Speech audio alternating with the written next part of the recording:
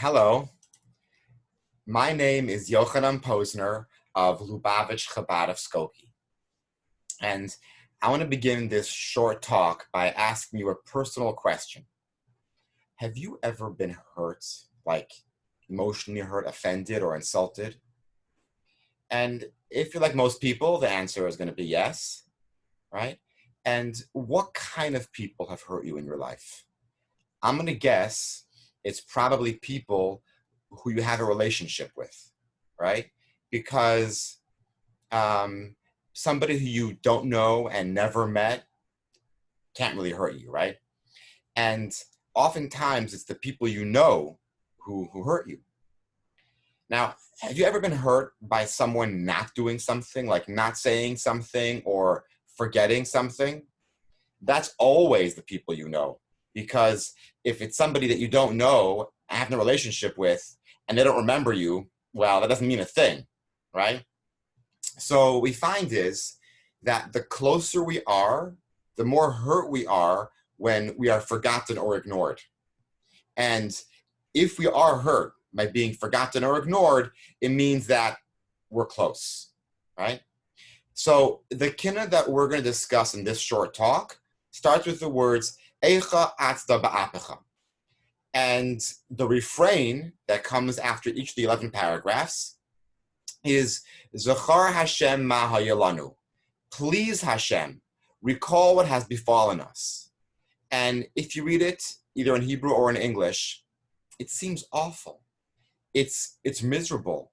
The Jewish people are saying to Hashem, you forgot about us. And there is this contrast in each paragraph. Hashem, who was once so close, now seems so far, like he's forgotten about us. And it mentions specifics. Hashem's promise and the covenant with Abraham, how Hashem sped up the Jewish people's travel in the desert, the prophecy about the coming of Mashiach and being carried off on the wings of eagles, the holy temples, the Beit HaMikdash, the revelation at Mount Sinai, and how it was like a marriage between Hashem and the Jewish people, and the crowns Hashem gave the Jewish people for saying Na'aseh v'Nishma. And now nothing. Worse than nothing. Destruction, forsakenness, loss, scattered, broken pieces. When you first read it, all you see is distance and despair and brokenheartedness. And the contrast in those paragraphs only makes it worse. But read it as a chassid.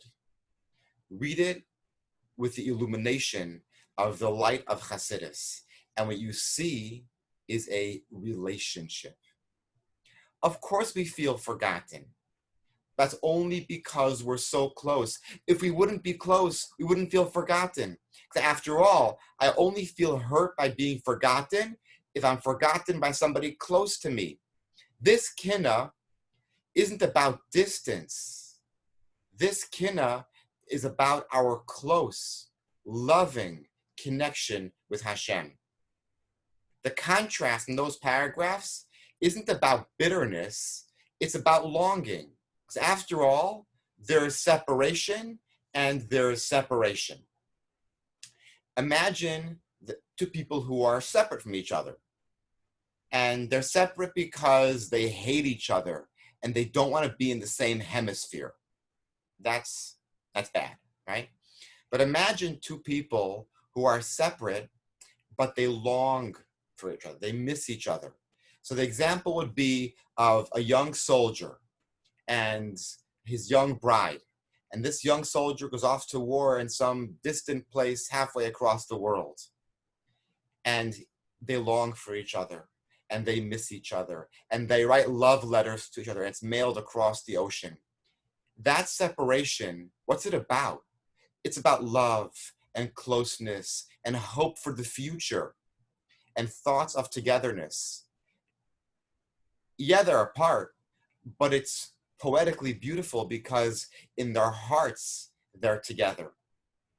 That is the separation between Hashem and the Jewish people that's being described in this Kinna.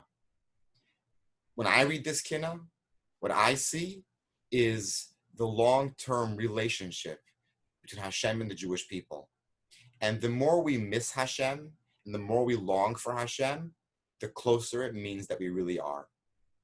And the last few words in the Kinna sum it all up.